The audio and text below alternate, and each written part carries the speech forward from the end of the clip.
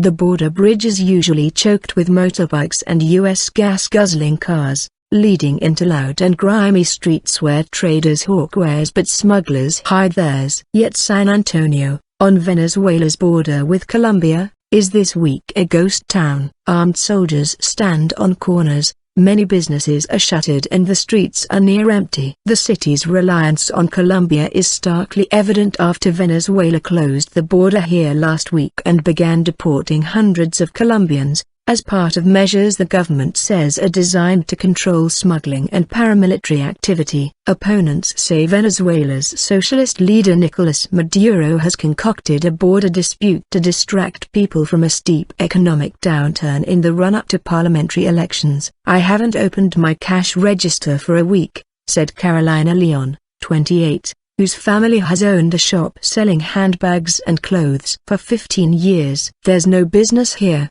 nothing," she said, adding her products were often purchased by Colombians rather than locals who do not have enough money. Leon, a Venezuelan who has a Colombian husband across the border she has not seen since the frontier was shut, said she was reopening her store because of a threat from the state governor. "We will break the chains and padlocks of any shops that aren't open," said Jose Vielma, the pro-government governor of Tachira state on Tuesday. River Exodus. For many years, Venezuela stood as the rich neighbor to a poorer Colombia and a haven for Colombians fleeing a decades-long guerrilla conflict. More than 5 million Colombians live here. So Maduro is smarting at accusations of abuses against the deportees and says only criminals are being targeted. Reuters reporters have this week seen hundreds of people fleeing, carrying all they can on their backs across a river. Many said they were legal residents being unfairly targeted. With Venezuela suffering soaring prices,